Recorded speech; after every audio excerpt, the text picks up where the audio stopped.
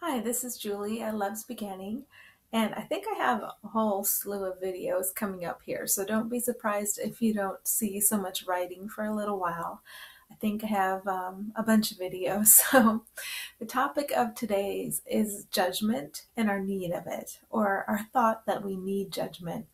I'm being shown like crutches or what do I want to say? Like little handles. We think we need these handles to hold on to progress what looks like forward in our lives.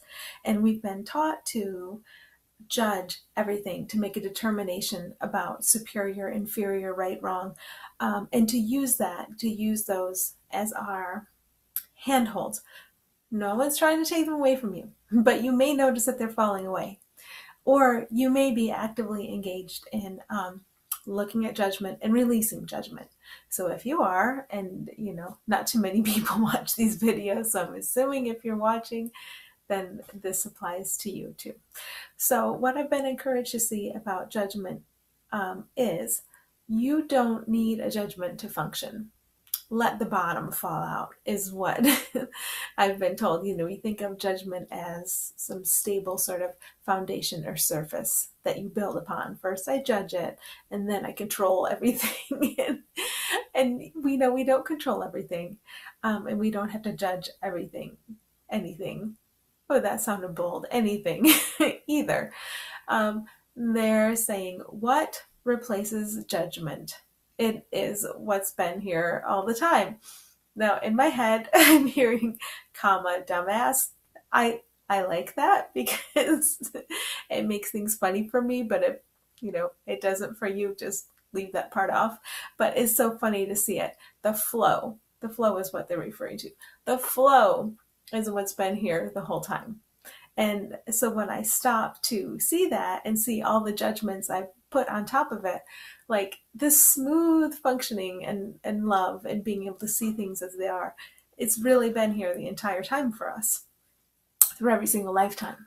But we were not capable of seeing it because we got trained out of seeing it. If you look at a baby, the baby has not been trained out of it yet. And as a mom, I think Krishnamurti once said mothers are monsters, and I get it. I get it. I like my entire time as a mother, I've lived in fear of that being true, which did not help matters, but I get it now because you are very close to the child and you are one of the primary people telling the child all that isn't possible when they're born, knowing everything that's possible and open to understanding what it is a human can be.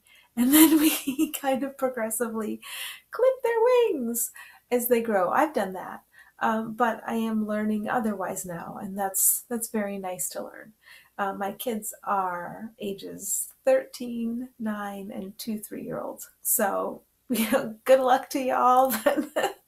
I am doing my very best to share this idea of possibility, um, by the way I am, by the way I learn to be, by what I learn to allow, by what I learn to drop out of my life. And that thing is judgment. And what goes along with judgment is a sense of control or trying to control everything.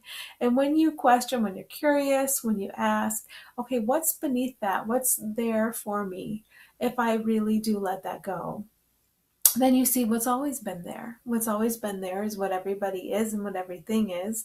It's love. It's a very simple, foundational basis. I'm just saying it slowly because in those moments during my day, and I have them every single day still, when I'm just not seeing things clearly, I need to go slowly. And that's often what I'll tell my kids. I'll say, slow down, slow down. Well, really, I'm probably just telling myself, slow down. Look at all the judgments that are piling up there. Look at this sense of fear that's active.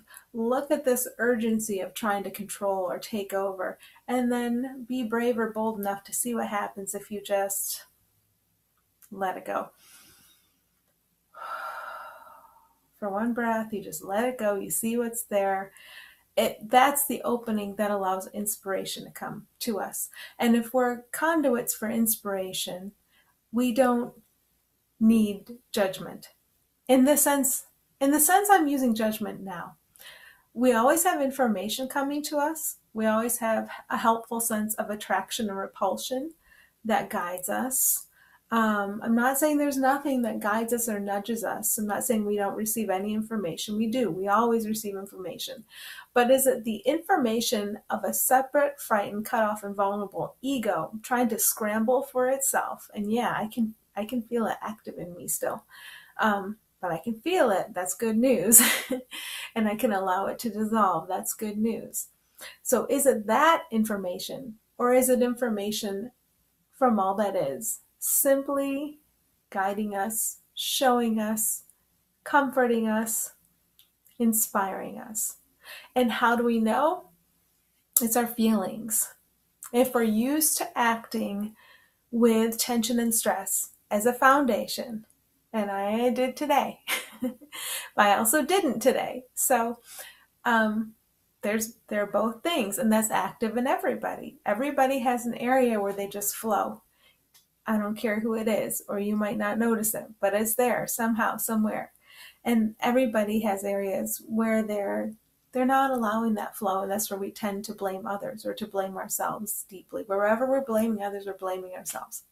So this is just an invitation to let the bottom fall out and see what's there when we do, and to recognize and appreciate that flow that is always there for us, to recognize and appreciate the opportunity to stop, take a breath, reset, notice the scramble, let it die down, to laugh, and then move on. I hope this helps you and help me.